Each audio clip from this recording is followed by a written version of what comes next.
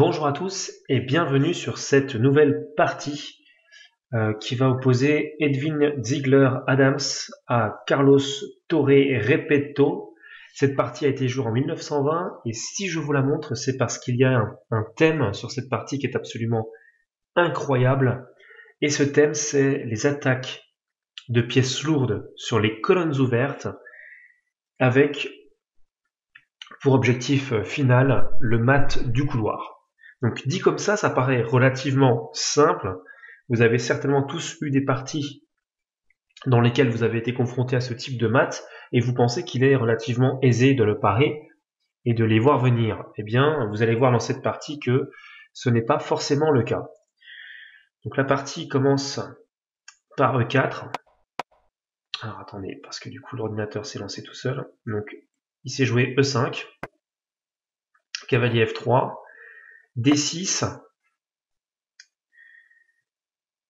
Donc là c'est D4, E prend D4, et dans cette variante précisément, Dame prend D4 va être joué, Cavalier prend D4 aurait pu être joué également. On va voir la suite qui était plus commune à cette époque-là, introduite par Fou G4, mais après Pion prend E5, si jamais Pion prend E5, il y a échange des dames et récupération du pion ici sur E5, donc ça va pas. Donc les noirs sont forcés de prendre intermédiaire en F3, et après Dame prend F3, prise en E5. Ce coup est... cette ouverture avec les noirs est insuffisante, parce qu'après Fou C4, tout simplement, les blancs obtiennent un avantage énorme, puisqu'après la dame peut venir en B3, exercer plusieurs pressions, etc. C'est très très difficile de tenir, voire même impossible de tenir pour les noirs. C'est la raison pour laquelle dans la partie, on va revenir un petit peu en arrière, après D4, c'est pion prend qui a été joué. D'accord, donc pion prend, dame prend. Alors il aurait pu reprendre avec le cavalier. Cavalier C6, donc la dame est attaquée. Fou B5, clouage. Le cavalier n'exerce plus sa menace sur la dame. Fou D7, attention, la dame est à nouveau attaquée. Alors là, on va procéder simplement à un échange. Fou prend, fou prend. Pourquoi cet échange? Tout simplement pour gagner un temps de développement. Alors que sinon, on aurait dû rapatrier la dame sur E3 peut-être, ce qui nous aurait fait perdre un temps, et vous savez que dans l'ouverture, il vaut mieux essayer de conserver les temps de développement, quitte à échanger des pièces. Cavalier C3. En règle générale, dans les ouvertures d'échecs, on développe d'abord les cavaliers et ensuite les fous pour avoir le contrôle du centre. Donc là, on voit que le plan est respecté. On a, du côté des blancs en tout cas, une position qui est conforme à ce que la théorie nous dit. Donc cavalier F6, les noirs veulent faire petit roc assez rapidement, et les blancs font petit roc tout de suite. Donc fou E7 pour faire petit roc.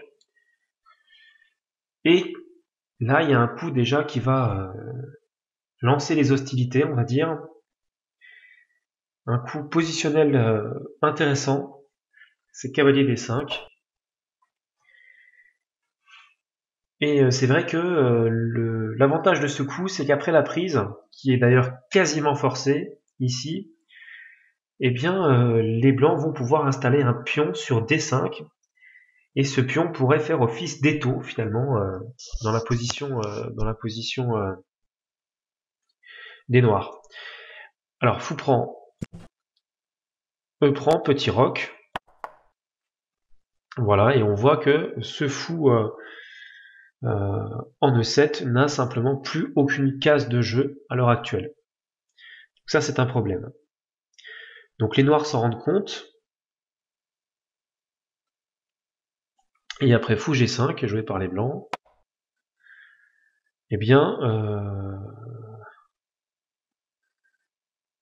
simplement C6 va être joué, avec une idée relativement simple, c'est que c'est le pion D5 qui pose problème, et si on arrive à échanger ce fameux pion D5, eh bien il sera aisé de pousser par exemple en D5 pour faire sortir enfin ce fou, lui faire trouver des cases de jeu. On va quand même revenir un tout petit peu en arrière, je vais vous montrer quelque chose d'intéressant.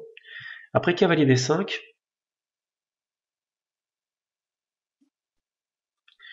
fou prend, pion prend, petit roc fou G5. On pourrait être tenté de se dire que cavalier prend D5 serait une ligne intéressante du fait qu'il y a deux pièces qui attaquent ici, mais en fait ça va pas parce qu'après dame prend, on aura deux pièces qui défendent. Donc cette combinaison-là ne fonctionne pas dans en l'état actuel de la position. On revient donc à la partie après C6. Donc C6 a été joué pour se débarrasser du pion D5 qui est gênant. Logiquement, très logiquement, les blancs vont jouer C4 avec l'idée de reprendre avec un pion si jamais les noirs prennent. Donc prise, prise. Et les noirs ne sont toujours pas parvenus à donner des cases à leur fou. Donc tour 8. Peut-être que une idée intéressante pourrait être, admettons, de jouer à terme un plan comme fou F8, G6 et fou G7. Le seul problème, c'est que là, il y a deux pièces qui attaquent en F6, donc ce n'est pas possible actuellement. Donc tour E1 est joué. A5, les noirs essaient de développer peut-être une pression sur l'aile dame. Et ici tour E2 avec un plan très simple qui va être de doubler et de menacer par exemple fou prend F6. Donc on est déjà dans le thème que je vous ai mentionné au début, qui est l'attaque de pièces lourdes. Avec tour E2, on voit que la deuxième tour va pouvoir venir sur E1 et on va être vraiment dans ce thème d'attaque de pièces lourdes sur des colonnes ouvertes. Et si c'est relativement facile à prévoir, c'est beaucoup plus difficile, à parer. Et ici, clairement, les noirs n'ont pas beaucoup de possibilités. Tour C8 va être joué, et c'est un coup un peu douteux, je pense.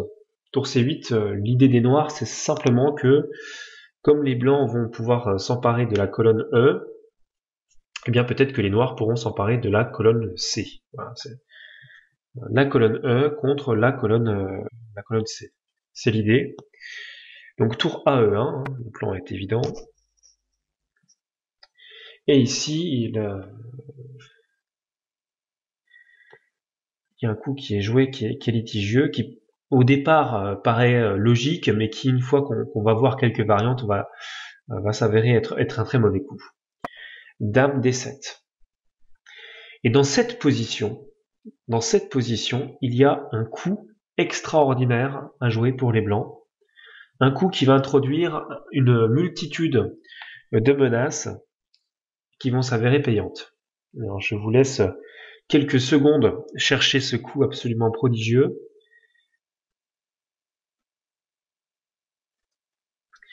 Donc ceux qui veulent le chercher plus longuement, je vous invite à mettre pause. Pour les autres, eh bien, je vous donne ce coup, c'est fou prend. Alors là, le seul coup en fait possible, c'est pion prend. C'est le seul coup qui tient dans cette position. Mais ça abîme énormément la structure. Probablement que le cavalier blanc pourra venir à terme se loger sur F5. Les tours vont certainement pouvoir s'activer. La dame va peut-être pouvoir venir jouer sur ces colonnes ouvertes sur le roi noir. Donc ça paraît très très compliqué à défendre et même peut-être impossible en fait à défendre. Alors c'est le premier point. Mais cela dit, qu'est-ce qui se passe sur fou prend? Alors ici sur fou prend, on peut se dire mais on attaque la dame. Voilà, on pourrait changer la tour, on a une colonne semi-ouverte, enfin ouverte même, pardon. Donc bon, ça tient. Eh bien, ici, et c'est ce qui s'est joué dans la partie, il y a une subtilité tactique qui fait que les blancs gagnent en quelques coups seulement, en 5 coups si je ne me trompe pas. Alors je vous laisse chercher un petit peu le premier coup de la combinaison, qui est un coup absolument magistral. Le thème, c'est la déviation, hein, la déviation des pièces protectrices. Et donc ça, c'est un thème qu'on retrouve très souvent dans les parties où il y a comme ça des attaques de pièces lourdes sur colonnes ouvertes, avec notamment menace de mat du couloir. Et donc là, ce qu'il faut, c'est enlever, si vous voulez, la protection, une protection sur E8, dans le but de faire tour prend et tour prend mat. Et il y a un coup qui peut permettre soit de gagner beaucoup de matériel, l'équivalent d'une tour pour être précis, soit de se prendre le mat. Alors, c'est dame G4. On offre la dame gratuitement au noir. Alors, pour la petite information sur la partie, le nom qui a été donné à cette partie, c'était Take My Wife Please. Donc, prends madame s'il te plaît. Et donc c'est un thème qui me correspond un petit peu, on va dire, dans cette période de ma vie. Et donc c'est pour ça que je trouvais assez amusant et ironique de l'utiliser pour les échecs. Et donc l'idée de ce thème, c'est vraiment de faire en sorte que les noirs prennent notre dame. On veut leur donner notre dame pour dévier la leur et pour pouvoir mater. Donc prends madame s'il te plaît. C'est vraiment le thème de cette combinaison tactique. Donc dame B5 va être jouée, hein, les noirs n'ont pas beaucoup de cases, alors je vous montre quand même rapidement. Ici c'est pris parce qu'il y a la dame, ici c'est pris parce qu'il y a le pion, donc dame B5, il n'y a pas trop le choix. Alors là il y a un coup absolument incroyable qui est joué par les blancs, un coup qui paraît à première vue totalement surnaturel, et pourtant ça tient. Donc déjà, première chose, on voit que si dame prend, il y a tour prend et tour échec ne marche pas parce qu'il y aurait deux pièces qui défendraient, il y a la dame et la tour. Donc ça n'irait pas. Et puis si jamais on fait directement tour prend, tout simplement tour prend et il n'y a rien du tout non plus. Et si tour prend, dame prend. Donc il n'y a pas de possibilité de gain comme ça. Il faut jouer dame C4. Alors dame C4, on fait un petit arrêt sur image pour constater que la dame B5 et la tour C8 attaquent effectivement cette dame. On ne s'est pas trompé. C'est bien la bonne position. Alors pourquoi est-ce que ça tient et surtout comment ça tient? Donc déjà on va voir une chose. Quelles sont les cases à disposition de la dame noire si jamais elle veut se replier? Eh bien il n'y en a qu'une seule, hein. Il n'y a que la case D7. Alors j'ai envie de dire que dans cette position, les noirs vont soit faire dame prend C4, soit tour prend C4, ou soit dame D7. D'accord? C'est les seuls coups à disposition qui empêchent les blancs, on va dire, de mater sur E8. Donc c'est pas les seuls coups parce que sur dame prend C4, effectivement, il y a mat sur E8. Hein. Donc ça va pas, on l'exclut tout de suite. Dame prend C4, il y a tour prend et tour prend mat. Donc dame prend C4 va pas. Qu'est-ce qui se passe sur tour prend? On va quand même l'analyser. Pareil, tour prend, dame prend et tour prend mat. Donc ça va pas non plus. Donc la prise de la dame blanche par les noirs, que ça soit par la tour ou par la dame, offre aux blancs le mat du couloir, donc c'est pas possible. Les noirs sont obligés de revenir sur cette fameuse case D7. Alors ça c'est très bien, mais comment est-ce qu'on peut finir? C'est vraiment l'idée, c'est de finir cette combinaison, de forcer une déviation pour obtenir le gain. Alors comment est-ce qu'on va faire? Eh bien, vous prenez à peu près, je pense, le coup le plus illogique possible, et ça sera celui-là. Donc, dans cette position, toujours le même thème, take my wife please, donc prends ma dame s'il te plaît. Donc, dame C7. Alors là, on est gentil, hein, c'est cadeau. Hein. Dame C7 avec toujours cette fameuse double attaque entre la tour C8 et la dame noire qui peuvent toutes les deux capturer la dame blanche.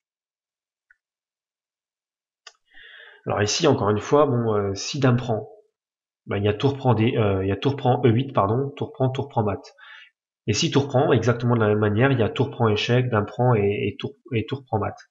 Donc la prise de la dame blanche n'est toujours pas possible. Alors comment est-ce qu'on peut jouer? Combien on a de cases à disposition? Eh oui, parce que là, il y a un problème, c'est que c'est les deux seules cases à disposition qu'on a, c'est ces cases-ci, A4 et B5, qui sont les deux seules cases qui permettent à la dame noire de continuer à protéger la case. Pardon, je vais le mettre en vert, voilà. La case 8. Sinon, c'est mat. Donc, on va avoir déjà une première variante avec dame A4. Donc là, dame A4, il y a B3, dame B4, et il y a tout simplement la possibilité de jouer, je pense, A4 si je ne me trompe pas. Voilà. Et donc là, dans ce cas-là, ça serait gagné parce que, qu'est-ce qui peut se passer ici, hein? Il peut se passer quoi? Donc la dame n'a plus de cases, la dame noire n'a plus de cases, tout ça c'est pris, hein. Il n'y a plus de cases ici, donc eh bien, que peut-il se passer si jamais tour prend, par exemple? On peut faire tout simplement dame prend échec, et on va finir par mater, comme vous allez le voir tout de suite. Je me fritze les moustaches. Donc c'est pas tenable, hein. Il y a trop d'attaques sur 8, et d'un autre côté, bon ben, si on fait tour prend ici, ça change rien, il y a toujours le même mat. Donc ça c'est très compliqué à gérer tout ça. Pour vous. Du coup, dame A4 ne semble pas tenir, on perd très vite, alors on va jouer dame B5 hein, plutôt, avec l'idée, bon ben, écoute, on peut pas jouer dame A4 parce qu'il y a B3, mais au moins avec dame B5, j'ai encore un temps d'adaptation, et s'il fait B3, ben, je pourrais jouer H6 ou G6 ou que sais-je. En tout cas, je pourrais essayer de parer ce mat. Ok. Alors, eh bien, qu'est-ce qu'on va jouer avec les blancs? Eh bien, on va jouer tout simplement le coup qui attaque la dame. Puisque de toute façon, regardez, B3 offre la possibilité au noir de parer le mat par G6 ou H6, peu importe. Donc on va jouer A4. Comme ça, on le rentre dedans tout de suite. Alors sur A4, on refait un point de la situation. Les noirs n'ont plus de cases. Ils sont obligés de prendre. Donc ils prennent. Et alors là, il y a un autre coup qui va être absolument incroyable. Cette fois-ci, on va plus donner notre dame qui est déjà en prise, hein. Mais on va donner aussi, parce que c'est plus amusant, nos tours. On va donner nos tours, donc on va jouer tour E4. Donc là, regardez quand même un petit peu la position au niveau statique. La dame est attaquée et la tour E4 est doublement attaquée alors qu'elle est protégée qu'une fois. Et en plus, en filigrane, il y a même peut-être des menaces de mat du couloir qui peuvent arriver sur A1 ou sur D1. Donc il y a vraiment, statiquement, on se dirait que les blancs sont complètement perdus. Et pourtant, si on creuse un petit peu la position, on va se rendre compte qu'en fait, non, ils sont pas du tout perdus, mais qu'ils ont très bien négocié, et qu'il n'y a simplement pas moyen, tout simplement pas moyen, de se sortir de ça. Alors, qu'est-ce qui va être joué? Si jamais tout reprend, on retombe sur la variante avec dame prend, bon, et puis ça va mater, quoi, tout simplement. Donc ça peut pas aller. Et pour le repas de ce soir, D'accord, mais il y a d'autres variantes possibles. On peut se dire que après tour E4, il y a d'autres variantes possibles. Alors lesquelles? Eh bien, on peut se dire dame prend, et on récupérera sur C7. Alors qu'est-ce qui se passe ici? Eh bien, le problème c'est qu'on fait tour prend. Et si tour prend C7, eh bien il y a mat sur E8. Moi, l'humain, ça sent le gaz. Mais Et si on fait prise sur E4, eh bien c'est dame prend C8 suivi du mat. Donc il n'y a pas non plus de possibilité de ce côté-là. Peu brillant. C'est compliqué. Donc après tour E4, en fait, on se rend compte encore une fois que c'est pas possible de s'en sortir. Éventuellement, la variante peut-être la plus intéressante serait par exemple de partir avec la tour et de laisser la dame en prise. Alors ça va pas. Donc ce qu'on va jouer, c'est qu'on va jouer dame B5. Voilà. Bon. Et cette fois-ci, il n'y a pas B3 qui a été joué, donc il n'y a pas A4. Un coup de pion sur A4 qui pourrait permettre d'attaquer sur B5. Alors qu'est-ce qui se passe? Qu'est-ce qui se passe? Là maintenant, quelle est la déviation ultime? On va regarder le nombre de cases qui sont à disposition de la dame noire et qui continue à protéger évidemment E8. Donc A4, c'en est pas une. C6 n'en est pas une, et D7 n'en est pas une.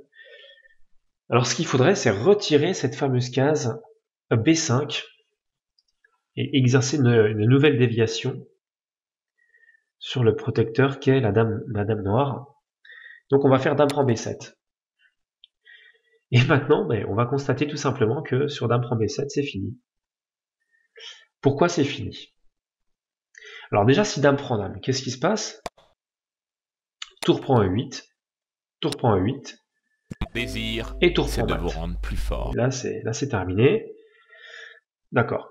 Alors après dame prend B7, qu'est-ce qui se passe sur tour prend tour? Eh bien tout simplement, il y a dame prend C8. La dame revient, mais c'est trop tard. Dame prend, et tour prend mat. Certes, mais peu brillant. D'accord, donc il n'y a toujours pas de possibilité. Et qu'est-ce qu'on peut jouer d'autre? Quel autre coup peut-on jouer ici? Peut-être tour B8? Admettons tour B8, qu'est-ce qui se passerait sur tour B8? Est-ce que vous avez une petite idée de ce qui se passerait sur tour B8? Eh bien tout simplement, il pourrait y avoir, je pense, tour prend. Alors si dame prend, il y a tour prend. On gagne une dame contre une tour.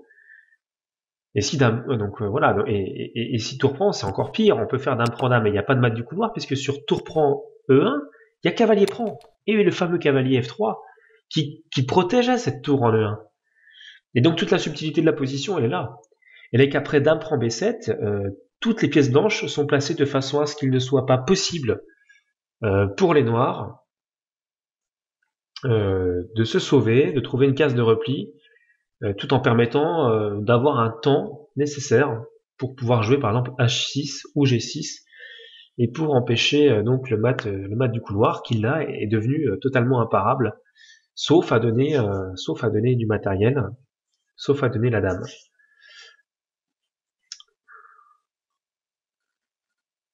Voilà, donc c'est la fin de cette vidéo.